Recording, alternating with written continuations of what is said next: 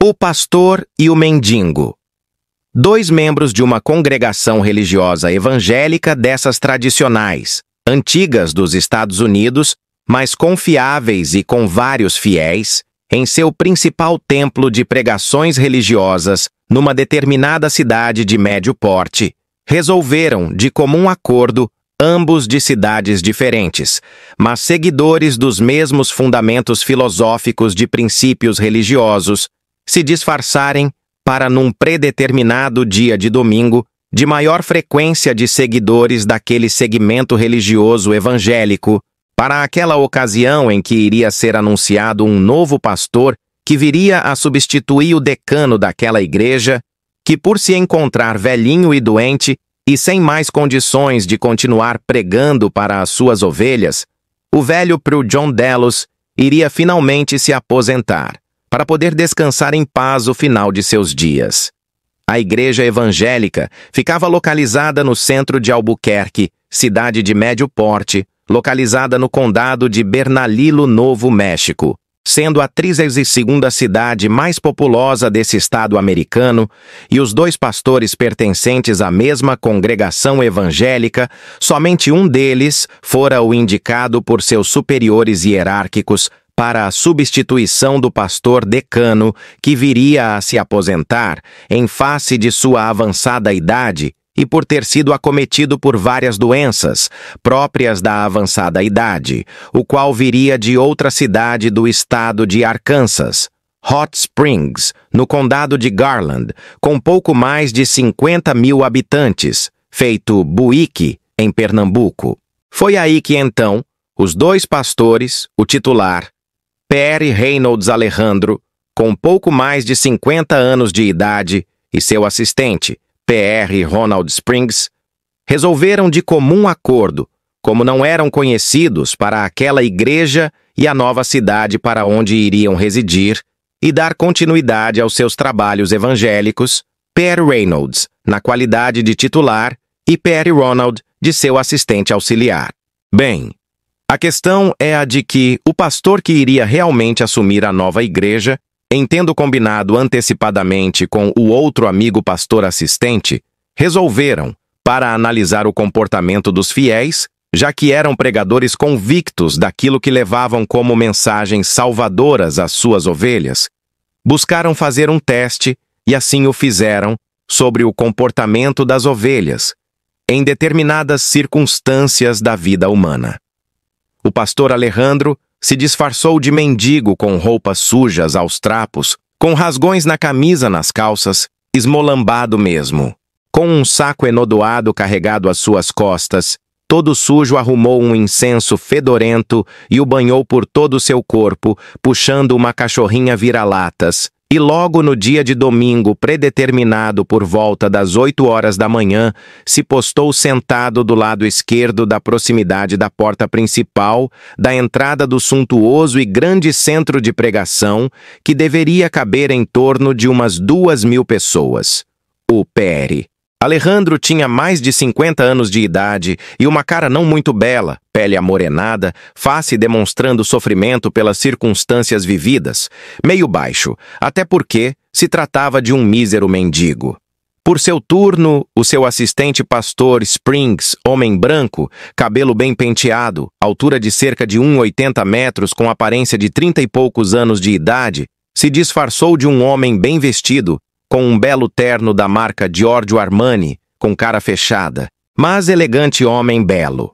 E dentro das formalidades, sai por volta das 8h30 da mesma manhã, daquele domingo de uma luxuosa limusine com motorista que abre a porta traseira do lado direito de passageiros e se posta equidistante do mendigo do lado oposto da entrada da igreja, à direita, esperando os fiéis bem vestidos, homens e mulheres, crianças, jovens, enfim,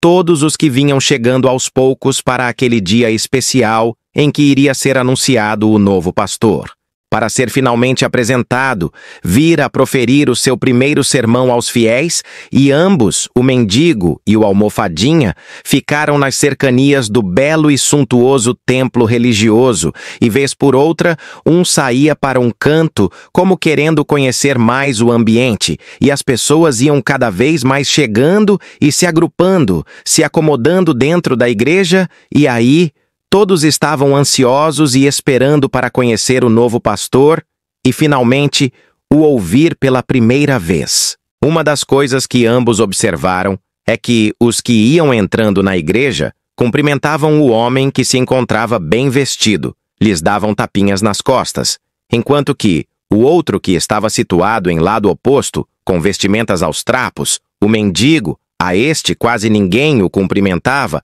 ou lhes dava uma esmola. Quando este a pedia, apenas uma ínfima minoria, era que acenava para ele, mas sem pegar em sua mão, e colocava em uma baciazinha que estava próxima a ele e sua cachorrinha vira-latas. Alguns centavos de dólar, e alguns até colocavam o dedo no nariz pelo fedor que exalava ao redor do mendigo. Então o tempo foi passando, e na hora de início do sermão lá por volta das 10 horas daquela manhã, os que se encontravam ainda fora da igreja entraram, inclusive o homem bem vestido, vistoso e cheiroso, enquanto andavam todos o fitavam, tanto os que estavam à esquerda quanto os da direita, imaginando certamente ser ele o novo pastor, e todos faziam reverências e o fitavam com olhares radiantes. Ao adentrar na igreja, o homem bem vestido se sentou logo na primeira fila, que ainda tinha algumas vagas reservadas, justamente para o novo pastor e alguém que por acaso ele trouxesse como companhia, e acomodou-se na primeira fila. Como todos já se encontravam dentro da igreja, o mendigo deu um jeito de amarrar a sua cachorrinha num pequeno arvoredo e também resolveu entrar na igreja, mas enquanto ele fazia o mesmo trajeto do homem bem vestido e cheiroso, os fiéis o olhavam com menosprezo, com olhares de reprovação, torcendo-lhes os narizes e até colocando os dedos indicadores e polegares, apertando-os para não sentirem o exalar putrefato do mendigo, que deixou a igreja completamente dominada pelo mau cheiro do incenso do pobre esmolambado. Da mesma forma que o homem bem vestido, o mendigo buscou se sentar também na primeira fila das cadeiras, só que, imediatamente, pelos assistentes da congregação, foi convidado a se sentar nas cadeiras de trás, o que, sem questionar, ele pronta e humildemente o fez sem pestanejar, e obediente se acomodou numa cadeira vazia, isolada de todos próximo à entrada do templo evangélico, e num determinado lugar se sentou. Bem, todos acomodados no interior da igreja, eis que chega ao púlpito de pregações o decano Pridelos, que iria se aposentar. Ajudado por seus assistentes, foi levado ao púlpito e fez uma breve prelação aos fiéis, e logo depois anunciou o novo pastor, e todos ansiosos e entusiasmados procuravam voltar, os seus olhares ficaram de pés e bateram palmas voltados para o homem bem vestido, belo, charmoso e cheiroso, que houvera se acomodado na primeira fila. Só que, para surpresa dos presentes, aquele homem não saiu do lugar em que estava sentado na primeira fila e, para estupefação geral e indignação, quem se levantou de sua cadeira isolada de todos foi justamente o pastor mendigo, que estava sentado e abandonado lá nos fundos da igreja. Levantou-se o mendigo e começou lentamente a andar, e sem nada entenderem os presentes, pararam de bater palmas e, boquiabertos, com olhos arregalados de surpresa, se voltaram para o mendigo, que ao chegar ao púlpito, o pastor decano, John Delos, lhe entregou o microfone e este, com as mesmas vestes, deu uma lição de vida para aqueles fiéis que, nas suas crendices que juravam ter ao seu Salvador, se portaram completamente em desacordo com as pregações da Bíblia Sagrada, e fez várias citações bíblicas, apresentou uma bela e inesquecível pregação, chamou a atenção de que, nesta vida efêmera,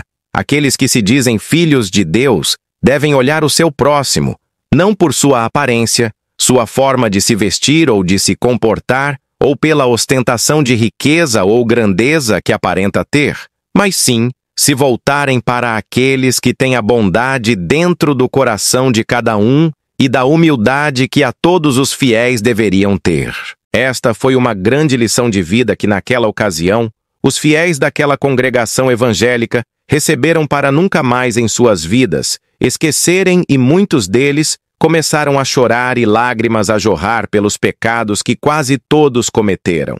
Então a lição que fica é a de que ninguém deve se deixar levar pelas aparências, mas sim pelo coração de cada um, dentro daquilo que cada um de nós é na realidade. Essa certamente foi uma lição de vida que os seguidores daquela congregação evangélica nunca mais iriam esquecer por todas as suas vidas.